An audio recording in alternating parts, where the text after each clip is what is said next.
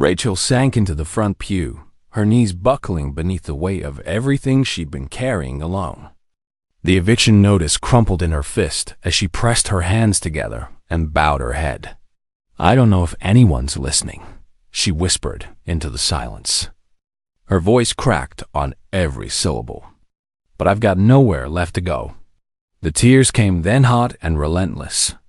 She'd held them back for months, ever since she discovered the Marcus had emptied their joint savings account. Every dollar she'd worked for, gone. Transferred to some account she couldn't touch. Her name was still on the apartment lease, but without money, the landlord didn't care about her story. He wanted payment, not excuses.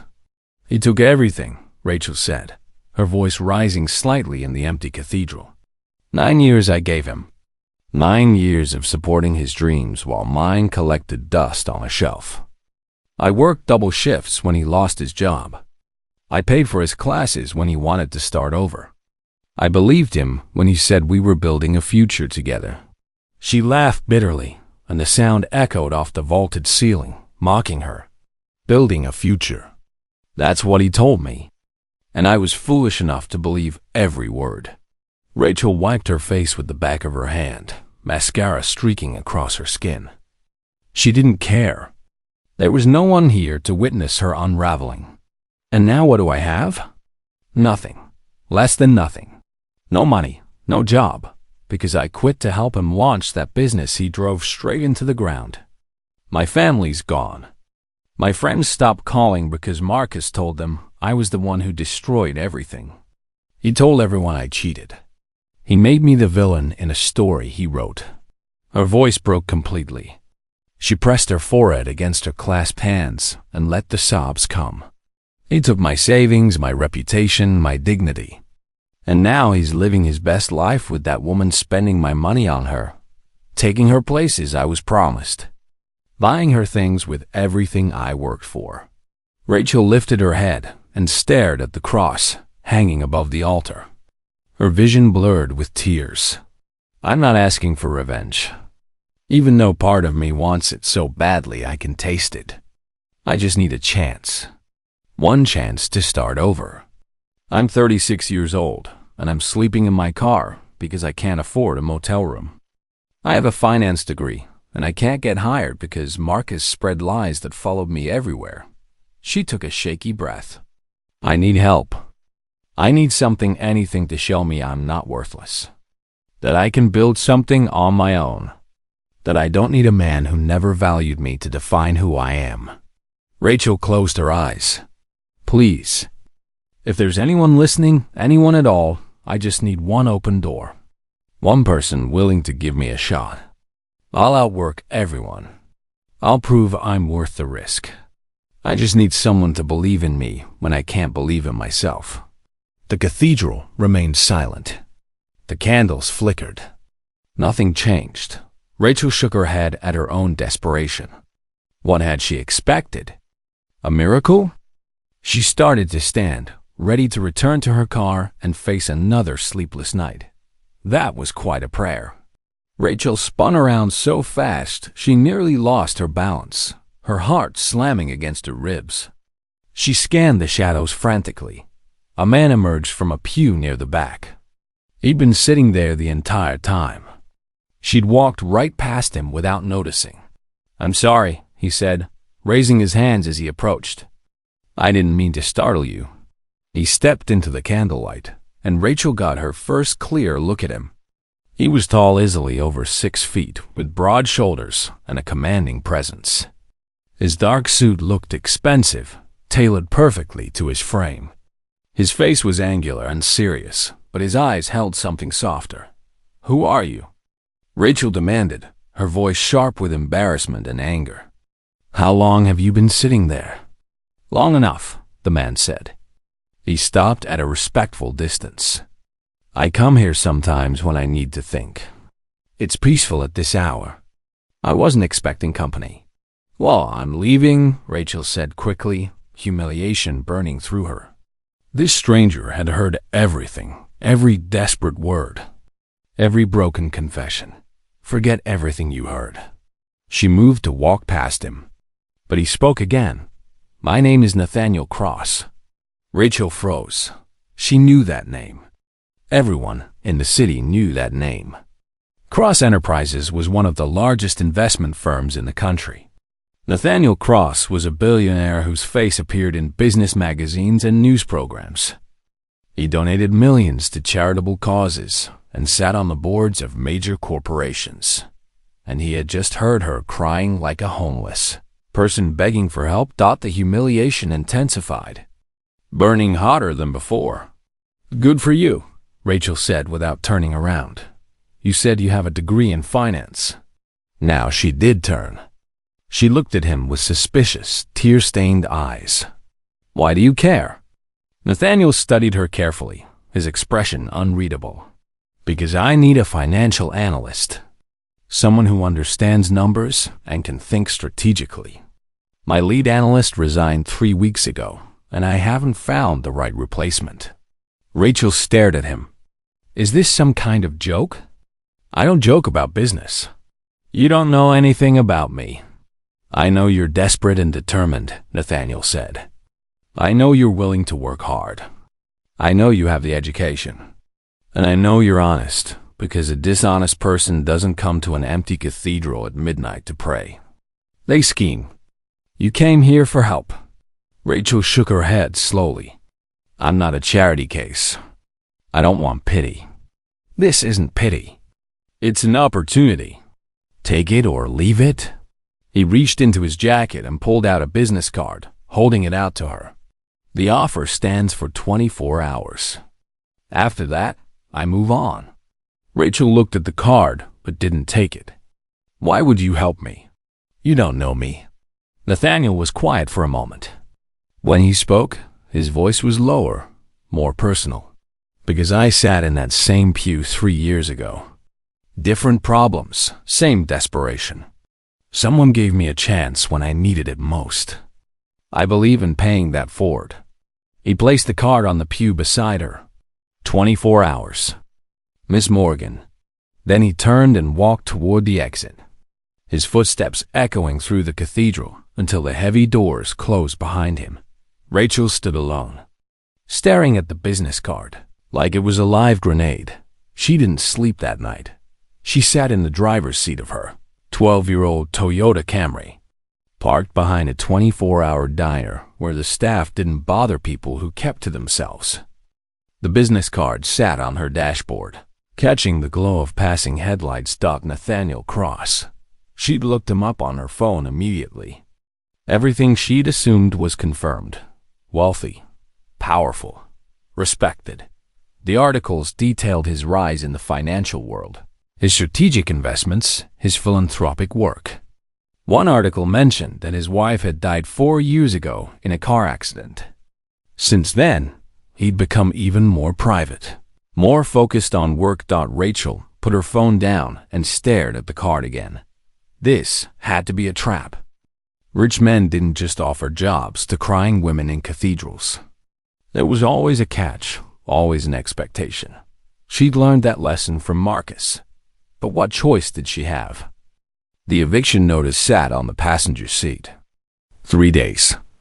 She'd applied to 47 jobs in the past 2 months. 5 callbacks. 0 offers. Marcus had poisoned the well everywhere she turned. His lies had spread through the industry like wildfire. And her name was mud. The few interviews she'd managed ended the moment someone recognized her last name and connected it to Marcus's version of events. Rachel leaned her head back and closed her eyes. She thought about who she'd been before Marcus. A promising analyst at a reputable firm. Her own apartment, her own savings, her own life. Then she'd met him at a networking event. He'd been charming, attentive, made her feel seen in a way she'd never experienced before. The red flags had been there from the beginning. She'd just chosen to ignore them. The way he'd borrowed money and conveniently forgotten to pay it back. The way he'd made her feel guilty for questioning his decisions. The way he'd slowly isolated her from friends and convinced her to quit her job to support his entrepreneurial dreams. 9 years. Gone. Rachel opened her eyes and grabbed a business card. No more feeling sorry for herself. No more waiting for justice that might never come. If Nathaniel Cross was offering her a chance, she'd take it. And if it turned out to be a trap, she'd handle it then. She had nothing left to lose. The next morning, Rachel drove to the address printed on the card. Cross Enterprises occupied a sleek glass tower in the financial district. 35 stories of steel and ambition gleaming in the morning sun. Rachel parked in the visitor lot and checked her reflection in the rearview mirror. She looked awful. Eyes swollen from crying. Clothes wrinkled from sleeping in her car. Hair pulled into a simple ponytail because she hadn't had access to proper styling tools in weeks. This was not how you showed up to interview at a billion-dollar company. Rachel almost turned around. Almost drove away. But then she thought about the eviction notice. About the empty bank account. About Marcus's smug face when he told her she'd never amount to anything without him. She got out of the car and walked toward the building. The lobby was all polished marble and contemporary art. A reception desk staffed by 2 impeccably dressed women stood at the center. Rachel approached, trying to project confidence she didn't feel. "I'm here to see Nathaniel Cross. He gave me his card." The receptionist looked at her with polite skepticism. "Do you have an appointment?" "No, but he told me to come. He offered me a position." The receptionist's eyebrows rose slightly. She picked up the phone and made a quiet call. After a brief conversation, she looked back at Rachel with surprise. "Mr. Cross will see you. Take the elevator to the 35th floor. His executive assistant will meet you there." Rachel nodded and walked to the elevators, her legs shaking. The ride to the top floor felt endless. When the doors opened, she stepped into a space that looked like it belonged in an architecture magazine. Floor-to-ceiling windows, modern furniture, fresh orchids on every surface. A woman in a tailored suit approached with a tablet. "Miss Morgan, Mr. Cross is expecting you." "This way." Rachel followed her down a hallway to a set of double doors. The assistant knocked once, then opened them. Nathaniel's office was massive. A large desk positioned near the windows. Bookshelves lining the walls. Seating areas arranged with precision. The man himself stood by the window, looking out at the city. He turned when Rachel entered. "You came," he said. "You gave me 24 hours. I still have a few left." A slight smile crossed his face, the first warmth she'd seen from him. "Sit down, Miss Morgan." Rachel took a seat across from his desk. Nathaniel remained standing for a moment before sitting as well. "I'm going to be direct," he said. "I ran a background check on you after we met. Standard procedure." Rachel's stomach dropped. If he'd looked into her past, he'd seen Marcus's lies everywhere. "And what did you find?" she asked, keeping her voice steady. "I found a woman with excellent credentials and strong work history until 3 years ago. I found a contentious divorce. And I found a lot of gossip from people who've never met you." "The gossip is lies," Rachel said firmly. "All of it, I know." She blinked. "You know? Gossip travels fast, but truth leaves evidence. I have resources most people don't. Financial records, legal documents, witness statements. Your ex-husband isn't as clever as he thinks. The evidence shows he was the one who emptied your accounts, who had the affairs, who spread false information after you refused to take him back." Rachel felt the breath leave her body. Someone knew the truth. Someone with power had actually looked at the facts instead of believing Marcus's narrative. "Why did you check?" she asked quietly. "Because I don't hire people without knowing who they are. And because something about your prayer struck me. You didn't ask for money or revenge. You asked for a chance to prove yourself. That told me everything I needed to know about your character." Rachel didn't know what to say. "Here's my offer. Nathaniel continued. You start as a junior analyst.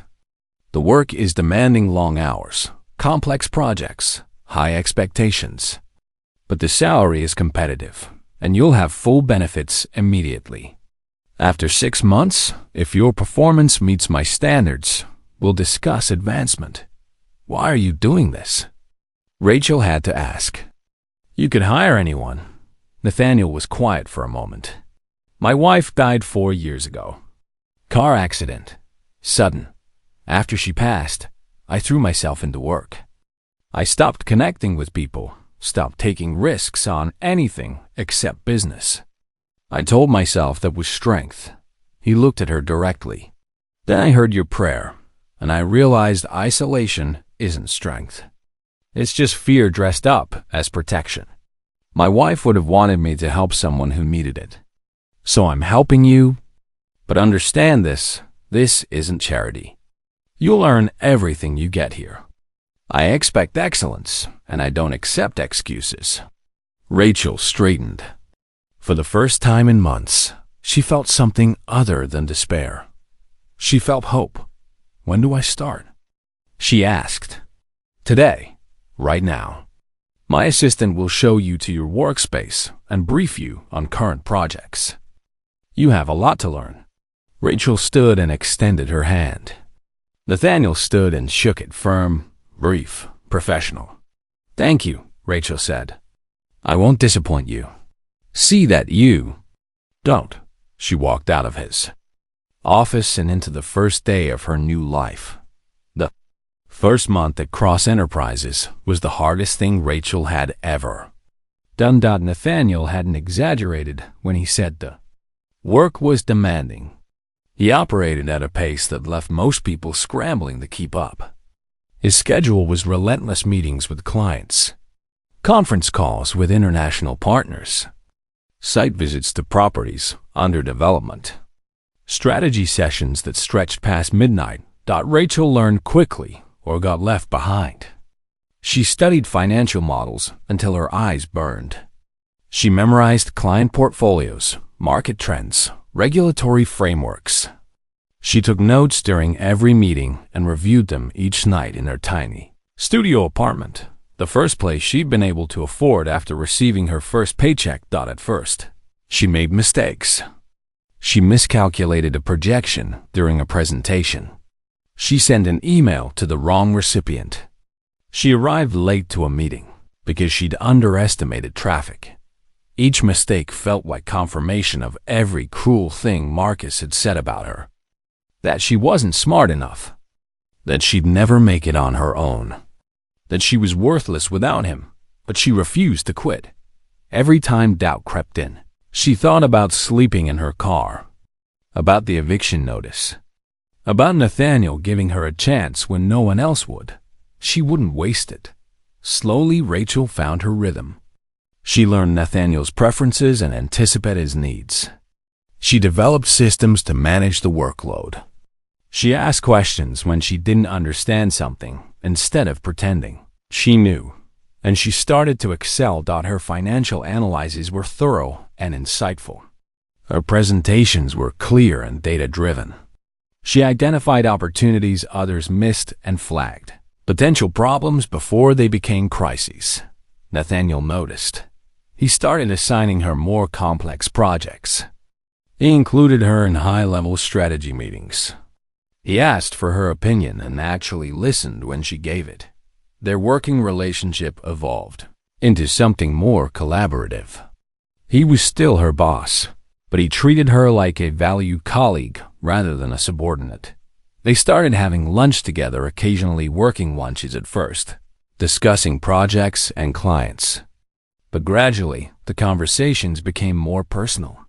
He told her about his wife, Elizabeth, how they'd met in college, how she believed in him when he was just starting out, how her death had shattered something inside him that he wasn't sure would ever fully heal. Rachel told him about Marcus. Not everything, not yet, but enough. About how the marriage had slowly suffocated her. About how she'd lost herself trying to be what he wanted. about how the divorce had felt like both an ending and a strange kind of liberation. Nathaniel listened without judgment. He didn't offer platitudes or try to fix things. He just listened. Rachel appreciated that more than he knew. 6 months into the job, something significant happened. Rachel was reviewing financial projections for a major acquisition when she found an error. It was buried deep in the analysis prepared by a senior team member, a miscalculation in the amortization schedule that threw off the entire valuation by millions. If the error wasn't caught, cross enterprises would massively overpay for an asset that wasn't worth the price. Rachel brought it to Nathaniel immediately. He studied the numbers, then looked at her. "How did you find this?" "I rebuilt the entire model from scratch. The figures didn't match the source data. The analyst who prepared this has been with the company for 12 years. That doesn't mean he's infallible." Nathaniel was quiet for a moment. Then he nodded. "Fix it. And double-check every other document related to this acquisition." Rachel worked through the night. She recalculated everything, had another analyst verify her work, and reprinted all the materials. The acquisition moved forward with accurate numbers. The deal closed successfully. Afterward, Nathaniel called Rachel into his office. "You saved us from a catastrophic mistake," he said. "That error would have cost us everything. I was just doing my job." "No, you were thinking like a leader." He paused. "I'm promoting you. Senior analyst. Significant salary increase. You've earned it." Rachel was stunned. 6 months ago, she'd been sleeping in her car. Now, she was being promoted at one of the most prestigious firms in the country. "Thank you," she managed. "I won't let you down." "You keep saying that," Nathaniel said with the hint of a smile. "And you keep proving it true."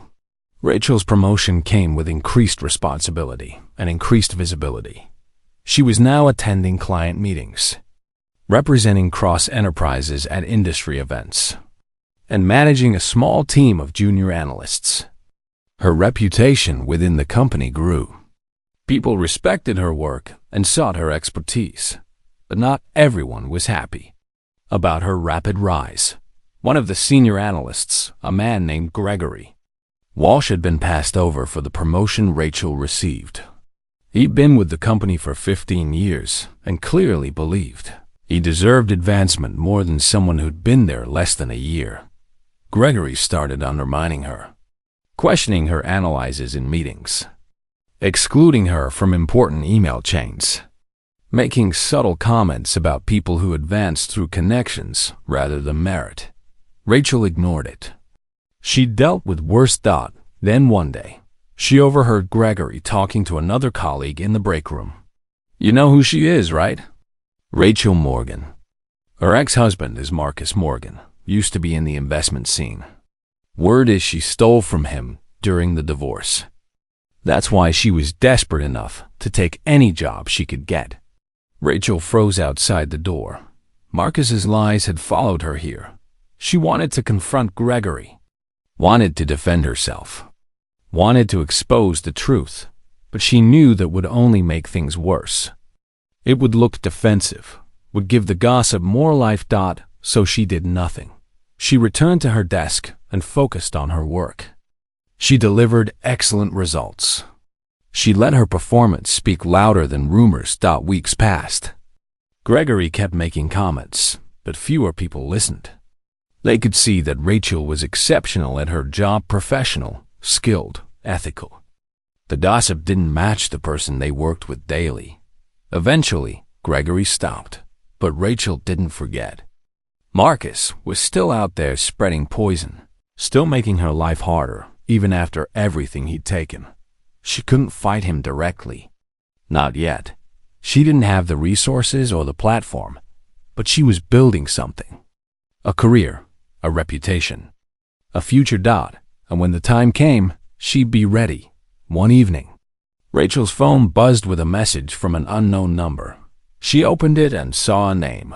That made her breath catch. Lisa Hartford. Lisa had been her best friend before Marcus. They'd met in graduate school and stayed close for years. But after the divorce, Lisa had stopped returning Rachel's calls. Rachel had assumed she believed Marcus's lies like everyone else. The message was brief. "We need to talk. I have information you need to see. Can we meet?" Rachel stared at the message for a long time before typing back. When and where? They met at a small cafe across town, far from anywhere Marcus might be. Lisa looked nervous when Rachel arrived. She was already seated at a corner table, hands wrapped around a cup she wasn't drinking. "Rachel," Lisa stood when she saw her. "You came. You said you had information." They sat across from each other. The awkwardness was thick. Two women who'd once shared everything, now strangers. "I owe you an apology," Lisa said. "I should have believed you.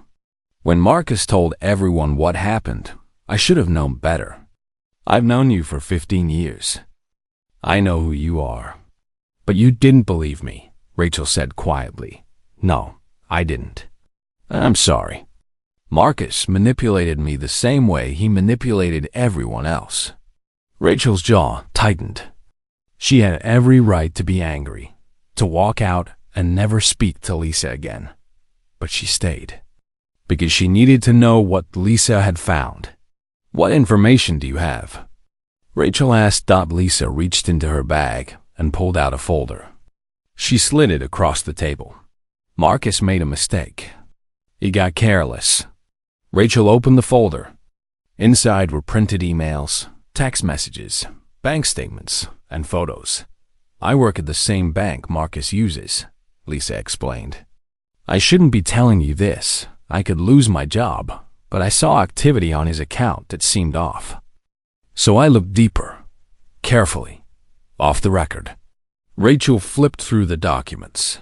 Her hands began to shake. The emails were between Marcus and his girlfriend, Victoria. They dated back 4 years, 2 years before the divorce. Explicit messages planning secret meetings. Discussions about hiding the affair. Strategies for what to do if Rachel discovered the truth. There were receipts too.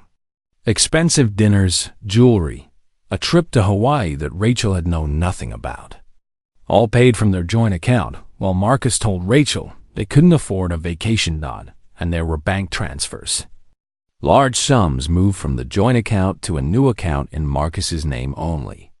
The transfers had started 8 months before he'd asked for the divorce.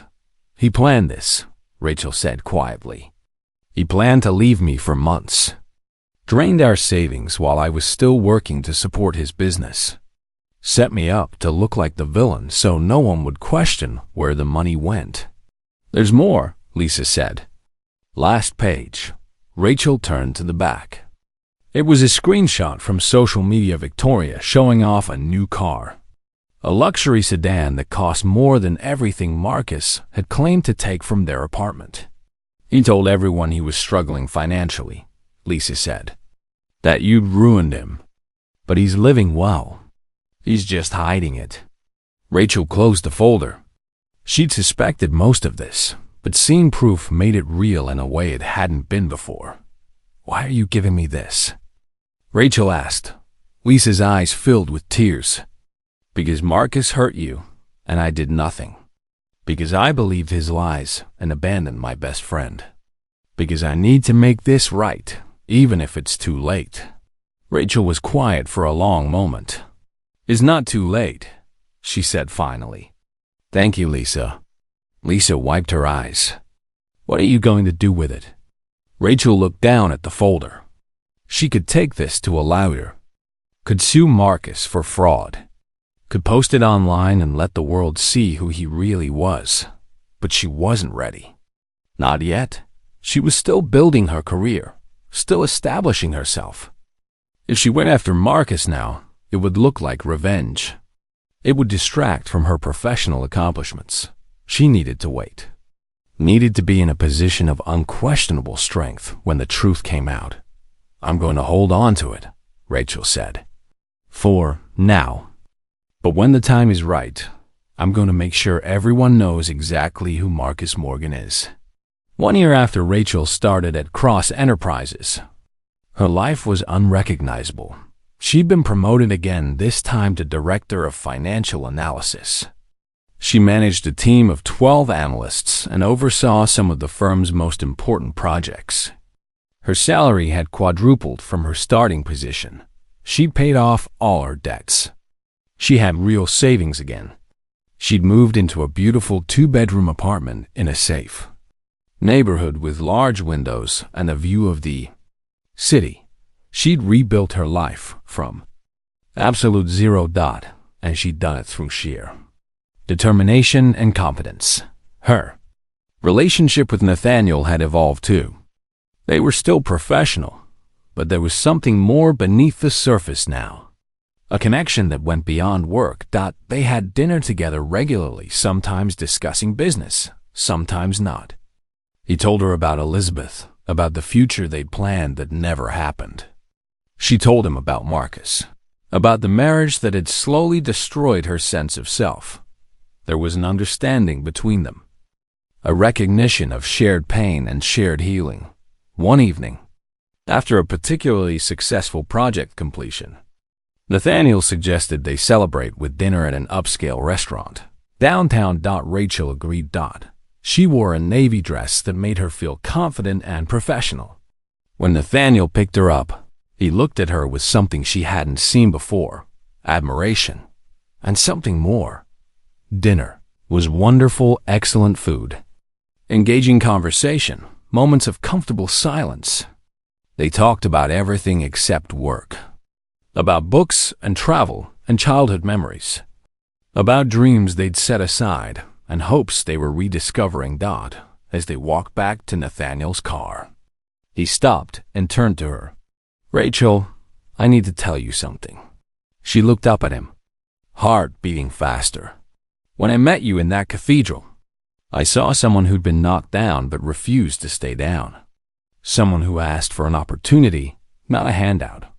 That impressed me." He paused. "But over this past year, I've come to see so much more. Your intelligence, your integrity, your resilience. You've become someone I trust completely, someone I respect deeply, and someone I've come to care about as more than just an employee." Rachel's breath caught. "Nathaniel, I'm not asking for anything," he said quickly.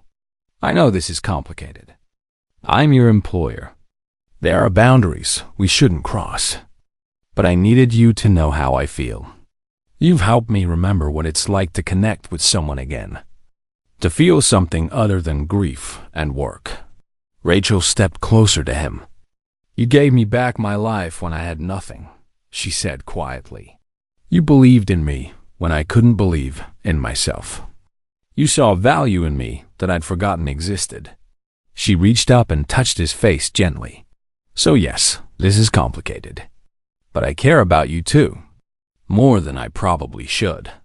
Nathaniel smiled, a real smile that reached his eyes. "What do we do about that?" he asked. "We take it slow," Rachel said. "We're both still healing from things that broke us. We both have careers that matter. We don't rush this, but we don't ignore it either. I can work with that." He leaned down and kissed her soft, tentative, full of possibility. When they pulled apart, Rachel laughed. "What?" Nathaniel asked. "A year ago, I was praying in an empty cathedral, wondering if my life was over. Now I'm here, with you. It's almost impossible to believe." "Believe it," Nathaniel said. "You earned every bit of it." 6 months later, Rachel heard news that changed everything. Marcus was starting a business, some kind of tech startup.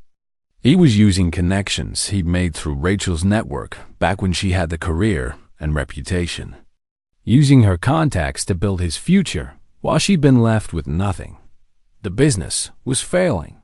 A mutual acquaintance told her about it. Marcus had no real experience in technology. He was burning through investor money and alienating potential partners with his voice, arrogance, and incompetence. Rachel felt grim satisfaction at the news. Marcus had always thought he was smarter than everyone else. Now he was learning that confidence without competence didn't get you far. But she didn't celebrate.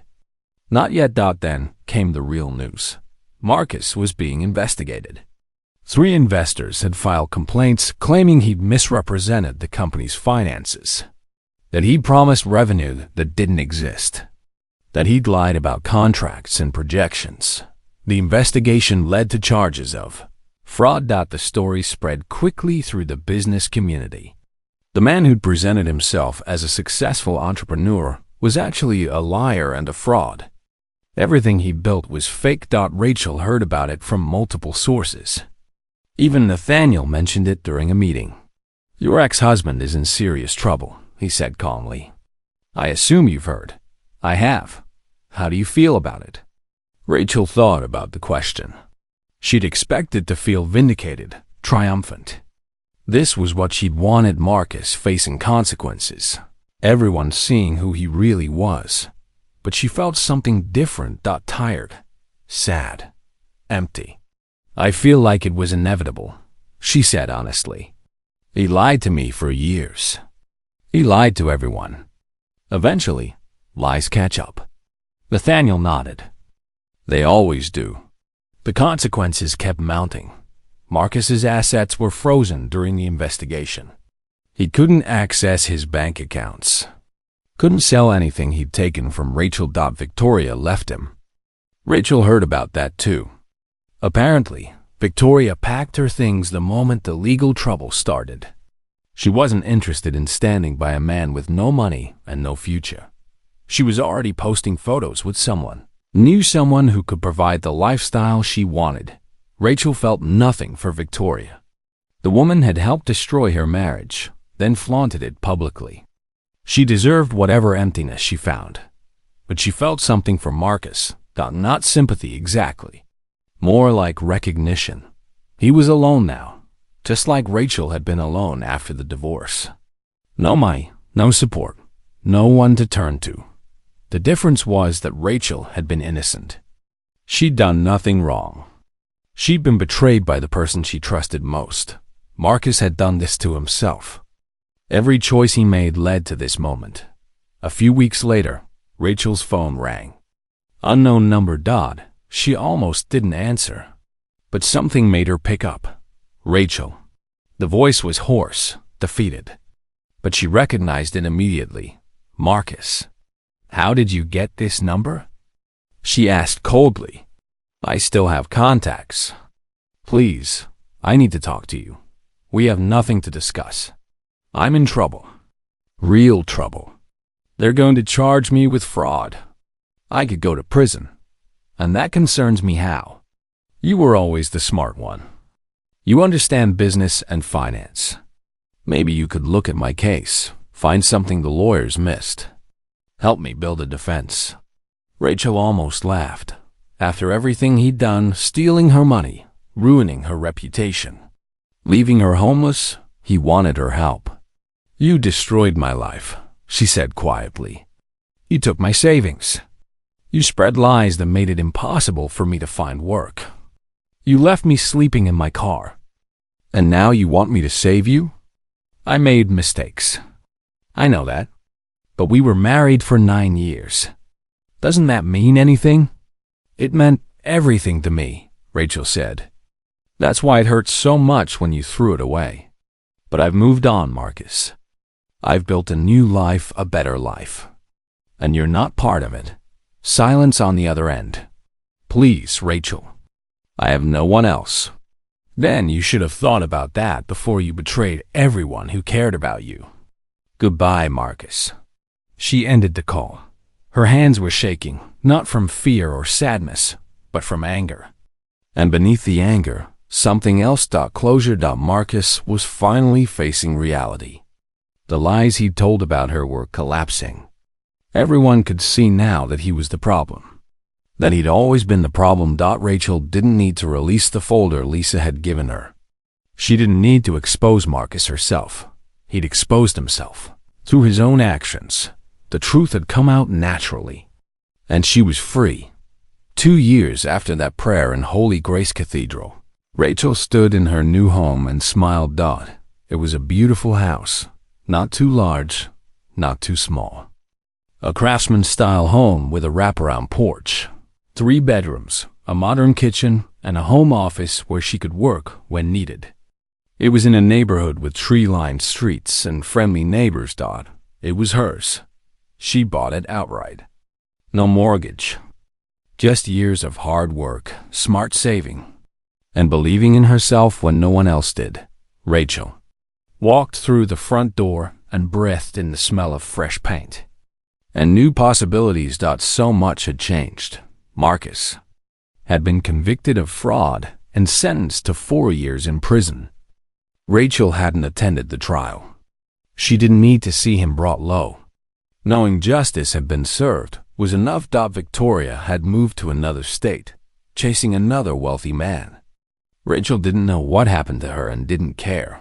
Gregory Walsh had left Cross Enterprises under circumstances that were never fully explained.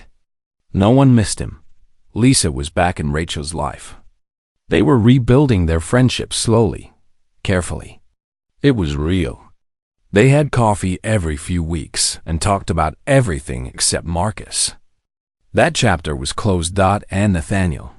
Their relationship had deepened over the past year. They navigated the complexities, carefully maintaining professionalism at work while building something real outside of it. They had dinner together several times a week. They traveled together. They talked about futures and possibilities and dreams they thought were lost forever. He told her more about Elizabeth, how she'd been kind and full of life, how he still missed her, but the pain wasn't as sharp anymore. He was learning to live again, to open his heart to new possibilities. Rachel told him everything about Marcus. The manipulation, the theft, the lies. Nathaniel listened without judgment. He already knew the facts from the background check, but hearing it from her was different, more intimate, more healing. They hadn't rushed anything. Both had been hurt before. Both understood the value of patience and trust, but they were building something real. On a Sunday afternoon, Rachel drove to Holy Grace Cathedral. She hadn't been there in months. Work had been demanding. Life had been full. But today she felt called back to the place where everything had started. The cathedral was quiet when she entered. A handful of people scattered in the pews, seeking peace or answers, or just a moment of stillness.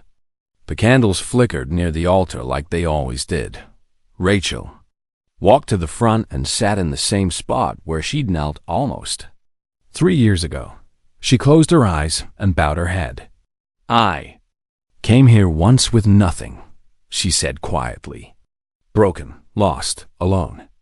I asked for one chance, one open door, one person to believe in me." She smiled. "You gave me so much more. You gave me a career, a purpose, a home. You gave me friendship and love and hope. You gave me back my belief in myself. And I'll be grateful for that every day for the rest of my life." She opened her eyes and looked at the cross above the altar. "Thank you." She heard footsteps behind her. She turned and saw Nathaniel walking down the aisle. He was wearing casual clothes, jeans, and a sweater. He looked relaxed in a way he rarely did at work. "I thought I might find you here," he said.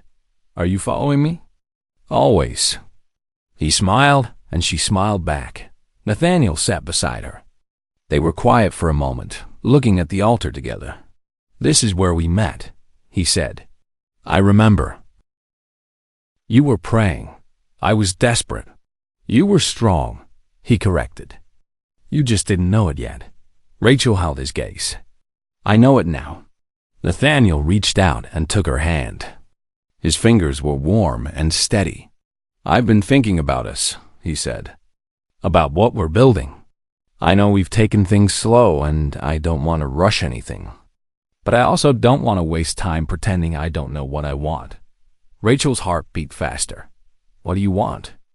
"I want a future with you. I want to build something real, not just professionally, but personally. I want to wake up next to you and face whatever comes together.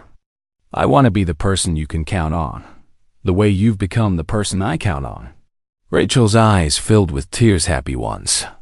"I want that too," she said. "I want to build a life with you. A real one, based on trust and respect and love." Nathaniel leaned forward and kissed her, soft, gentle, full of promise. When they pulled apart, Rachel laughed. "In a cathedral. Really? This is where I found you. It seems appropriate." They stood together and walked out hand in hand. Outside, the sun was bright. The sky was clear. The air smelled like spring and new beginnings. Rachel looked at her life and saw nothing but possibility. She'd started with nothing. Less than nothing. A broken marriage, an empty bank account, a reputation destroyed by lies. Now she had everything.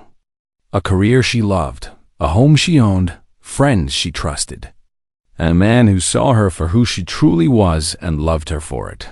She'd prayed for one chance. She'd received a whole new life, and she'd earned every single piece of it. Moral: when life strips you down to nothing, that's when you discover what you're truly made of. True strength isn't about never falling. It's about rising every single time, rebuilding with integrity, and refusing to let betrayal define your future. The greatest revenge isn't destruction. It's becoming so successful and genuinely happy that the lies others told about you become irrelevant. And sometimes, the prayers we whisper in our darkest moments are heard by exactly the person we need, not to rescue us, but to believe in us until we can believe in ourselves again.